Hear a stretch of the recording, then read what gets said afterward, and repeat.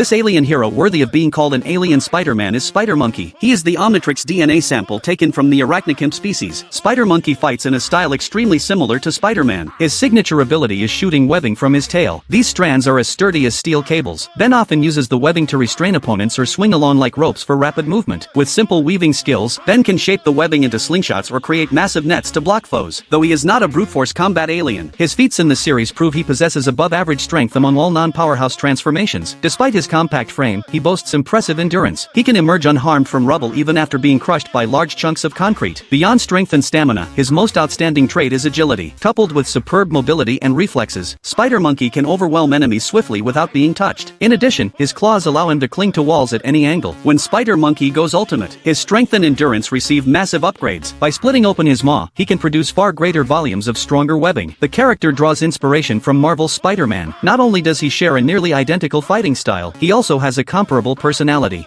Have you ever wondered why the celestial sapiens hate Professor Paradox so much? They're the kind of beings who can rewrite reality with just a single thought, but Ben managed to tick off all of them. The first big reason is, Ben secretly collected celestial sapien DNA without their permission, which allowed Alien X to be added to the Omnitrix. Because of that violation, the celestial sapiens banned Ben from coming within 500 light years of them. But it didn't end there. Ben also failed to properly protect the map of infinity, which leads straight to the Forge of Creation, the birthplace of the celestial sapiens themselves. And on top of that, Ben's constant time experiments are believed to mess with their mindscape, a shared cosmic consciousness that exists beyond time and space. To them it's like unbearable noise echoing inside a god's mind. So to the celestial sapiens, Professor Paradox isn't just annoying, he's seriously dangerous, threatening the balance of reality itself. And when beings who control the universe get mad, even time itself can break. You know what went down when Ben's identity got exposed? A fan compared photos he found online, figured out Ben was the one turning into all those aliens, and released it to the media, which completely blew Ben's cover, and brought a ton of public attention. Ben and his friends went to go teach this leaker a lesson, but it turned out he was just a 10-year-old kid, so they ended up forgiving him. Gwen spotted a mysterious red alien attacking a NASA facility, so the three of them went to check it out, but during the fight, the Ultimatrix completely locked up, leaving Ben in serious danger. Finally, after it force-scanned and got the alien's DNA, Ben was able to turn into Chromastone, and barely made it out of that one.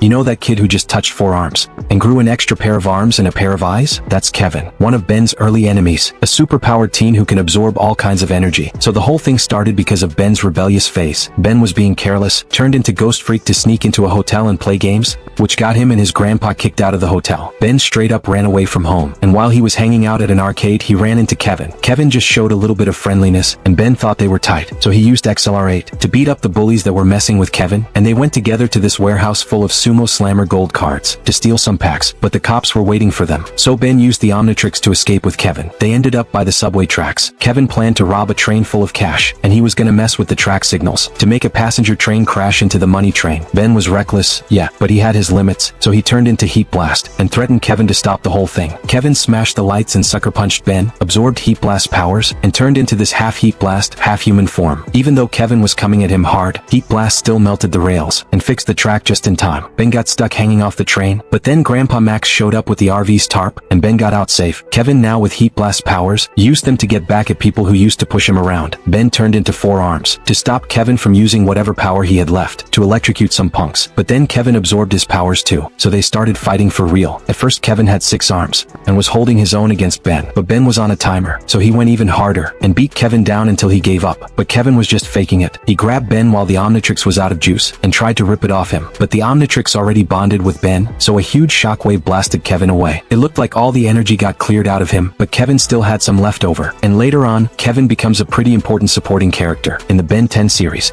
Do you know what happens to Ben's alien forms when he catches a cold? After Ben transformed into Upgrade, he merged with a motorcycle to help the police catch a thief. After the mission was over, Ben spotted an ice cream truck parked by the road. Knowing Ben so well, Gwen told Grandpa Max to open the truck's door. While they looked for him, inside, they found Ben shivering. Soon after, his fever shot up to 39.5 degrees Celsius. Ben had officially come down with a cold. Meanwhile, a city councilman was giving a speech. He announced that an old unsafe building would be demolished. Just then, Clancy appeared with a massive swarm of locusts, he stormed into the venue, kidnapped the councilman, and declared that he would feed him to his bugs that night. Ben transformed into Wildmutt to rescue the councilman, but because of his cold, Wildmutt's glands began leaking thick mucus. He charged wildly through the streets, crashing into everything in sight, until he became completely dizzy. Gwen was even knocked into a pile of burning fireworks. Soon after, Ben, Gwen, and Grandpa Max headed to the condemned building to investigate. Gwen and Grandpa Max got separated from Ben. A giant insect creature approached them, but it turned out to be four arms making funny faces. Moments later, they discovered the alien's hiding place. Four arms picked up Grandpa Max and Gwen. Fortunately, the cold only gave four arms. Terrible body odor. Even better, the alien slime sprayed out by his sneezes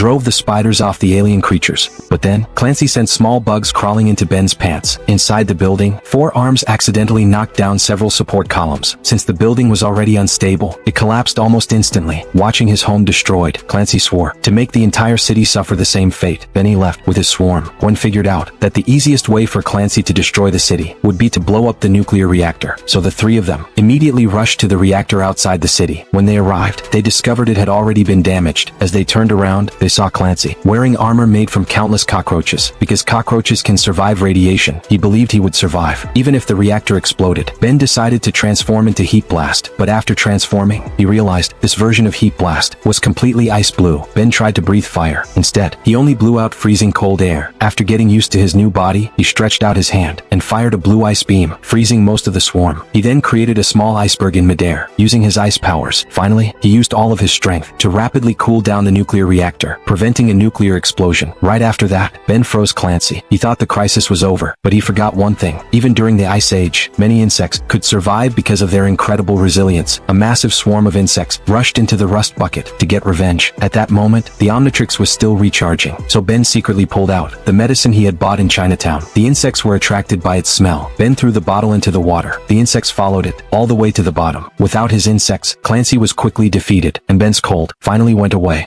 A lot of people don't know what's actually inside Ghost Freak, and why it freaked the clown out so bad. Grandpa took Ben and Gwen to go see a circus, but Ben felt super uneasy the whole time. During the show, he made an excuse and bolted outside. That's when he saw the circus crew robbing some jewelry. Turns out the whole circus gang were criminals. Ben turned into Wildmutt to stop them, but the bald guy called in their boss, the clown. In the end, after a 4-on-1 fight, Ben got crushed under some rubble. Ben stumbled back to the circus all banged up, only to find the circus had already left, and the people left behind were laughing like they were about to pass out. Plus, Gwen was being carried off like a snack in a van. Everyone in that van was laughing in this super creepy way. Ben told Grandpa how scared he was of clowns. Grandpa said a few comforting words, then got his energy drained and passed out. The car went flying off the road. Ben barely grabbed the wheel and wrestled it under control, finally stopping against a guardrail. In Grandpa's last memory, Sundorso had drained all the happiness from everyone, and all that happiness became the source of his magic powers. Ben snuck into the circus headquarters, trying to save everyone's souls, but he messed up and got spotted by the three goons. So Ben turned into Upgrade and possessed a baseball pitching machine, and they had this huge fight. After taking down the three goons, Ben walked right into the clown's trap maze, since the clown gets stronger by sucking the joy out of people. When Ben saw his cousin getting bullied, he instantly lost it, so he turned into Ghost Freak, and just started pounding the clown's face over and over. The clown crashed into the machine that stored all that stolen happiness. Ben unwrapped Ghost Freak's bandages, and faced the clown. The clown got so scared he froze up, then blasted off with fireworks and ran away. And that's when Ben officially got over his fear. He wasn't scared of clowns anymore. But even at the end of the episode, they never showed what's actually inside Ghost Freak. Is it a bunch of eyes, or something even more terrifying?